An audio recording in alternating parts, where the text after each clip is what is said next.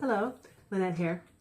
So it looks like the women's movement is going to have another march in January, but this year there'll be two marches because they had a splintering of their upper management, which is so typical of women's things. I'm sorry, even though, belong to that group, can't stand groups of women. They typically have infighting and catfighting and backbiting and scratching and just horrid behavior, and that's absolutely the case.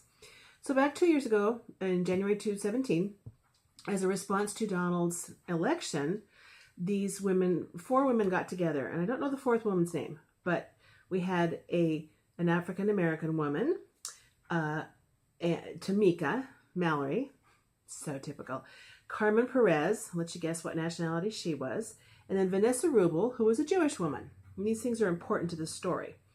And they got together and they said, we have to do something because Donald Trump is, well, he's just like Hitler and he's horrible and he's going to ruin the country. And we know what's best. And the other half of the country that voted him in, they don't know anything because they're all stupid white men. So now we have to protect them. We have to protect women. Okay. So they decided they're going to have this women's march. And very quickly it became apparent that the Hispanic, she'd be the Carmen, and then Tamika, the black woman, they didn't like the Jewish woman. And they asked her to leave because the Jewish woman expressed, this is as they're formulating their plans for their movement. Jewish woman expressed that she wasn't hearing anything about Jewish people. She was hearing that we're going to fight for women's rights and trans rights and LGBTQ, XYZ, and, Hispanic and Muslim, always people that are Muslim, that they always get included nowadays, but not Jewish. And she says, well, excuse me, shouldn't we, say something about that? And they're like, no, actually, how about, no, we're not going to include that.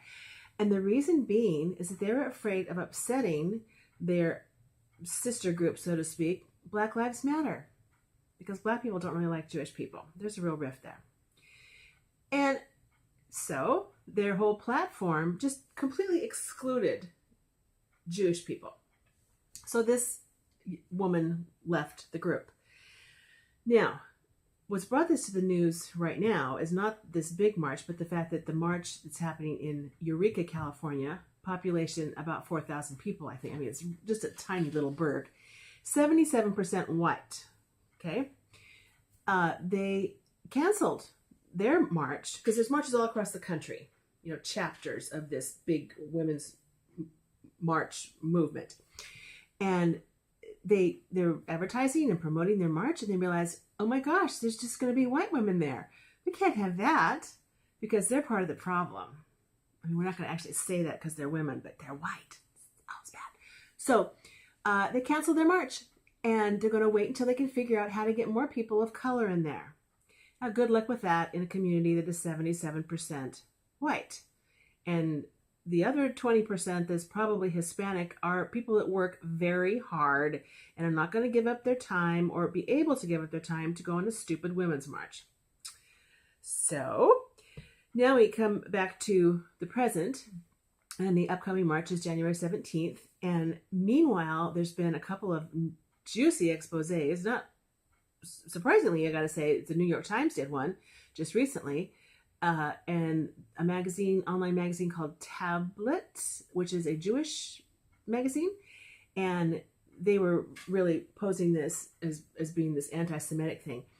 And these two, Tamika and Carmen, I love those names, Tamika and Carmen.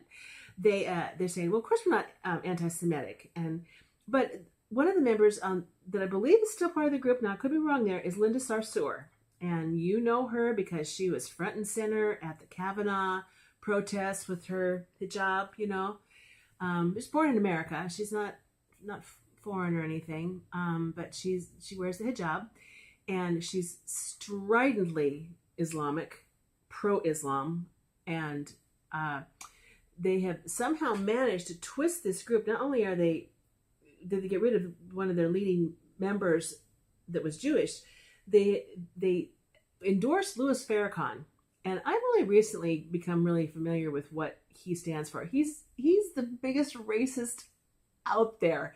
He says he calls Jews termites, which I don't think is a very good thing to do. And he gets away with it, I guess, because he's African American. And his group of the people that are acting as security for these women, because they feel that they are, they've received death threats and all this kind of stuff, is his group of Muslim Brotherhood people.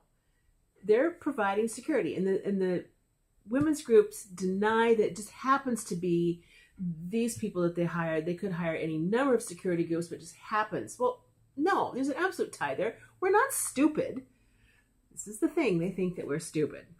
So the point of all this is that the left just loves to eat its own, and it's hilarious. They can't even agree on something like marching to fight something that they see as oppressive, because they're going to say, well, who gets the most power? Who gets the biggest title on the letterhead? Who gets the fanciest chauffeured car?